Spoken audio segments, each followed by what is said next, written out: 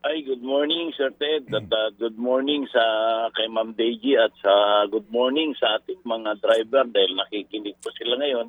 At Mm. hindi maganda yung good morning natin ngayon dahil nga bad morning po. Okay, ganito po Kalando ha. Kinumpirma namin mismo kanina lang kay Vigor Mendoza. Ano ba ang sakop ng order na ito ni Presidente? Gusto ko lang kasing maklaro eh. Ang sabi niya, specific lahat daw po ng public utility vehicles, meaning bus, jeepney, TNVS, airport taxi, lahat sakop nito pong freeze muna ho, no? Walang galawan sa pamasahe. Ito na po yung kumpirmado po kayong lahat. Ano ang inyong reaksyon ngayon? Nakakalungkot, Sir Ted, dahil parang laruan ito na bawi, anong tawag dito, yung bawi kung tawagin. Dahil nasabi na po ng ating Secretary Banoy at nai-announce na namin lahat, tuwan-tuwa ho, na sana sabi ng aking mga membro sa Divisoria, membro namin sa Cagayan de Oro, sa Iloilo, ang sabi nila sana matigil na, Sir Lando, yung mga pagkain ng aking mga anak ngayon ay puro noodles na lang, hinahaluan ko na lang ng malunggay, sabi niya, o kaya chay niya. Kaya inaasahan nila na makatikim naman daw sila sana na ngayon dahil madagdagan yung pamasahe na kahit nakulang yung piso, magtsatsaga na lang kami dahil wala naman kami magawa, Sir Ted. Kaya nakakalungkot na parang hindi desisyon ng tamang tao itong nangyari sa amin. Diretsahan mo, sinasabi namin na ganito dahil napakalaki kasi ang dagdag na presyo at ang nakakalungkot dito at sinasandalan na ng ating mga oil company yung deregulation law. Kagaya dito, nakatapat ako dito sa isang gasolinahan. Dati kahapon, 87 lang ang presyo nito. Ngayon po ay 99 pesos na po ang presyo nitong gasolinahan nito. Is that, So napakalaki ho. yan ba diesel 87 Kalando? lang kahapon. Diesel yan, diesel ha? Diesel po, Okay, diesel. go ahead. Ngayon po ay 99 pesos po ang presyo na niya ngayon. So halos ay ilang araw lang, kadideklara lang dahil Miyerkules kahapon po, di ba, Martes. Hindi sa nagtaas na konti lang. So nagtaas na naman ngayon ho, mahigit 10 piso. Para ba itong batas na itong deregulation law na to, Sir Ted, pag paumanihin po yung sasabihin ko, hindi na po batas ang tingin ko dito, kundi gatasan tayong lahat nitong mga oil company dahil dyan sa gatas na regulation law. Kalando, ito po'y nandidiyan na. Ano ang balak niyong gawin ngayon, Kalando? Magmi-meeting kami ngayong tanghali po, naka-schedule po kami ngayong tanghali po ang meeting namin after lunch. Kaya kasama namin ang mga buses, truckers dahil kahapon po, ang unang tumawag sa akin kahapon ay si Engineer Alex Yagi. Sabi niya, Padre, bakit naman ganito? Piso na nga lang ibinigay sa atin, iba'y nahawi pa. Ano ang sabi ni si Engineer Alex. Kaya kahapon tumawag yung mga taga Cagayan de Oro, taga Cebu, taga Ilocos Norte, taga Baguio, taga Isabela. Talagang nakakalungkot pong sabihin sa ere po, Sir Ted, na para lang daw silang inaasahan na ang kanilang anak madagdagan at mas masarap yung mabili nila na bigas.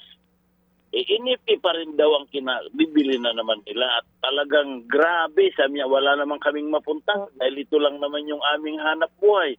Ito yung nagsasalita nito, Sir Ted, mga pangulo at sa driver-operator ng mga jeep. Kalando, ang sabi naman ng Presidente, huwag kayong mag-alala dahil paparating na ang inyong fuel subsidy at itong ayuda na nanggagaling sa AIX. Alam niyo ho, kahapon, Sir Ted, Ma'am na DJ, nandoon ako kahapon sa DSWD at tuwan-tuwa naman yung ating mga kasamahan na driver ng tricycle dahil inimbita kami na pumunta doon para makita. So nagpunta naman po kami, Sir Ted, at tuwan-tuwa yung mga nakatanggap dahil sabi niya, pagbili ko na ito ng isang kaban, Sir Lando, yung binigay na 5,000, sabi niya, magkano bang may higit 1,000. Ano, saan ka makabili ka ako ng kulang-kulang 2,000 na isang kaban na 50 kilos?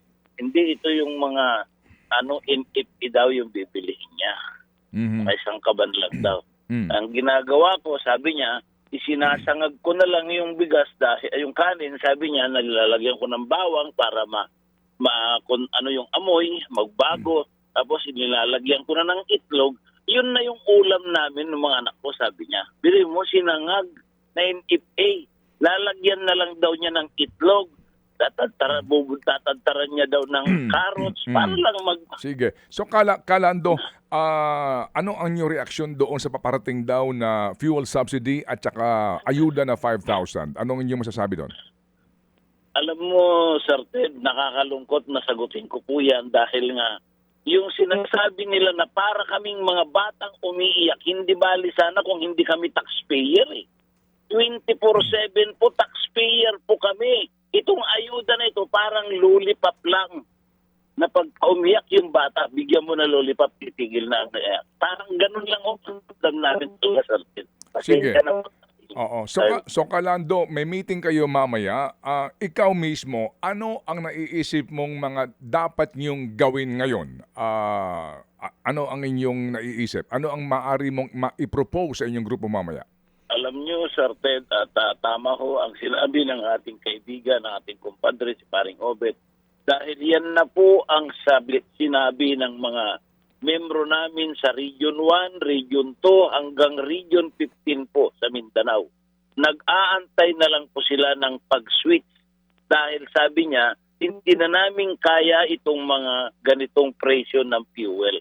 Kaya nakakalungkot, tama yung sinabi ng Paring Obet, piso sa ordinary, 2 piso sa mga modernized, kulang na kulang, Sir Ted. Kaya kami ho, ang pasya ng aming nakakarami na tumawag sa akin po sa mga region, talagang pupunta na po kami doon. Magkakaisap kami nila Paring Obet, nila Paring Boy, nila Pijodap, nila Truckers, dahil magkikita kami lahat ngayon. Ultimo yung motorcycle taxi ngayon ay sasama na sila sa amin.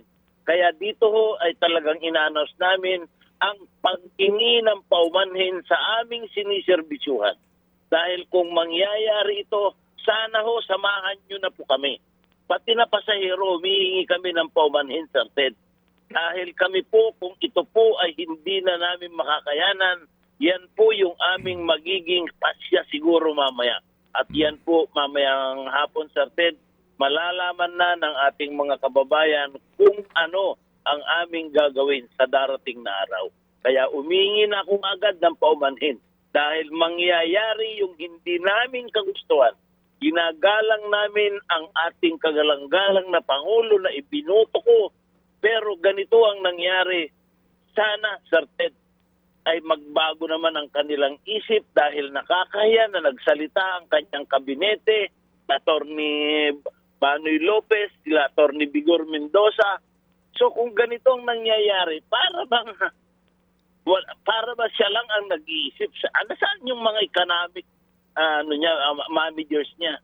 Kaya Sir Ted, ipagpaumanhin, uulitin ko Sir Ted, na ang lahat ng aming mga pasahero na kami ay nabubuhay sa inyo, humihingi na kami ng pakikiisa, lalong-lalo na kay Ma'am Elvira Medina ng ating mga commuters, sila Atty. Inton, dahil po, iisa na po ang tono namin nila Paring Obet, yun po, doon po kami pupunta. Kalando, kami po muli makikibalita po sa inyo at kami po nananalangin na sana nga po pakinggan ang inyo pong hinaing ng nakatataas. Salamat ka, Obet. Kalando. Maraming salamat, Sir Ted, Ma'am DJ, at salamat sa lahat ng inyong nakikinig, ipagpaumanhin po dahil sana hindi po kami hahantong sa ganon. Salamat po na marami. True FM. Kalando Marquez, ang Pangulo po ng Liga ng Transportasyon at Operator sa Pilipinas o LTOP.